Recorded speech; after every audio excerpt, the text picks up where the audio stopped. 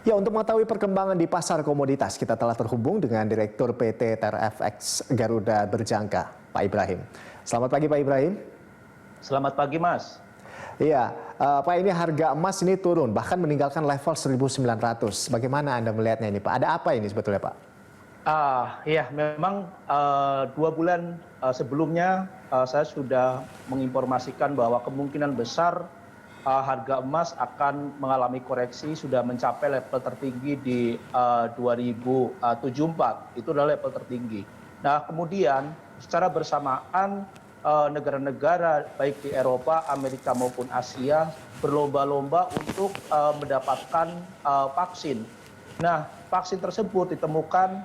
Nah, dalam minggu ini di Amerika sudah mulai dipasarkan, ya, terhadap didistribusikan di rumah sakit untuk penanganan masyarakat yang terkena pandemi virus corona. Nah, di Indonesia, di Eropa pun juga sama. Artinya apa?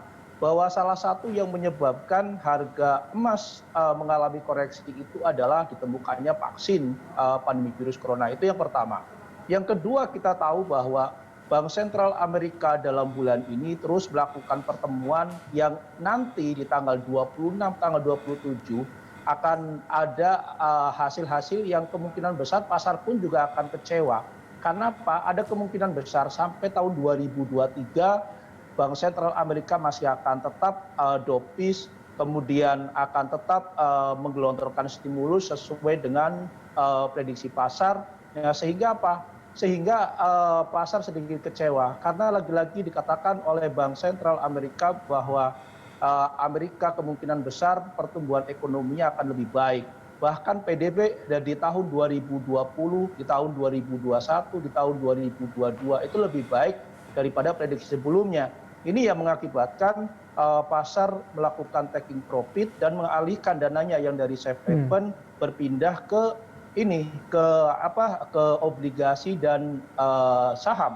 Nah, di sisi lain pun juga bahwa kejadian kemarin adanya skandal perbankan yang terjadi di tahun 1995 sampai 2017 ini mengindikasikan bahwa pasar di Eropa maupun di Amerika mereka tahu ada skandal tetapi tidak pernah dipublikasi. Nah, ini yang menjadi sengatan di mana indeks dolar kembali lagi mengalami penguatan. Walaupun sengatan ini hanya bersifat sementara, tetapi ini berpengaruh terhadap regulasi ya perdagangan di bursa karena rupanya regulasi di bursa di Amerika maupun di Eropa baik di perbankannya ini masih cukup lemah.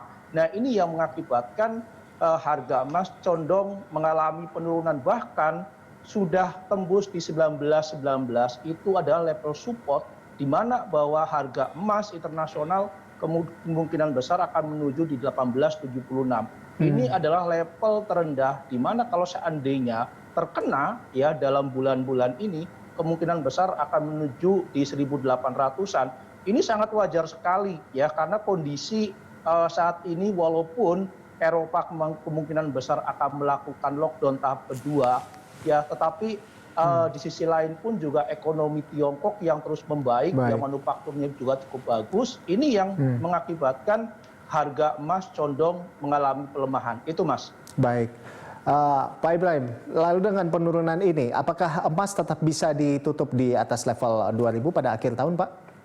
Oh iya, pasti akan bisa. Kemungkinan besar harga emas ini akan kembali ke level 2000, tetapi kemungkinan besar untuk menuju di atas level 2000 sangat berat sekali. Karena pandemi virus corona, ya vaksin di Indonesia pun juga terus digencarkan di Eropa, di Amerika, walaupun ya belum ada persetujuan dari WHO.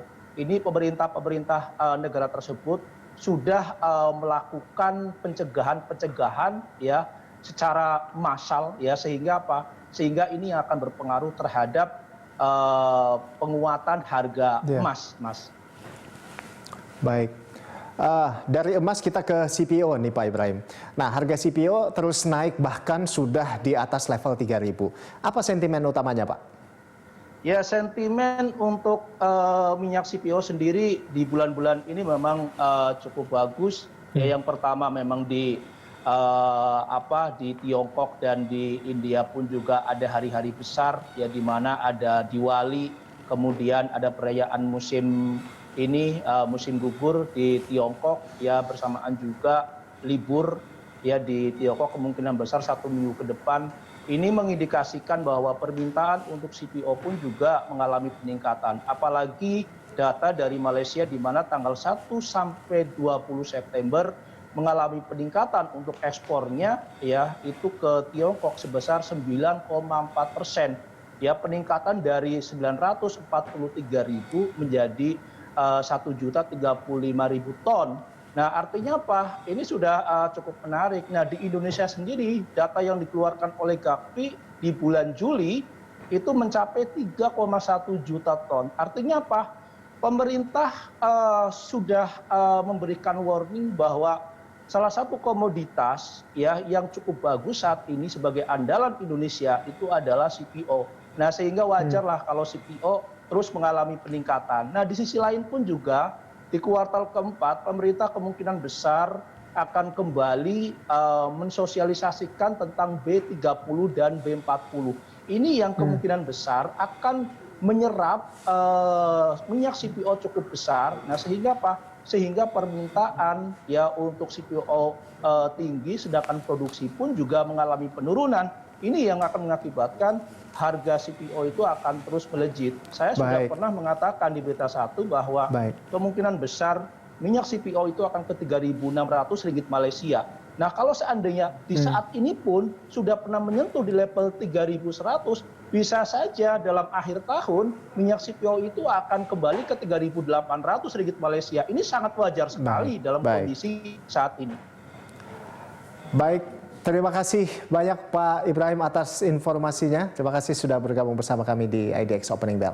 Oke, terima kasih Mas. Ya, Pemirsa Direktur PT TRFX Garuda Berjangka, Ibrahim.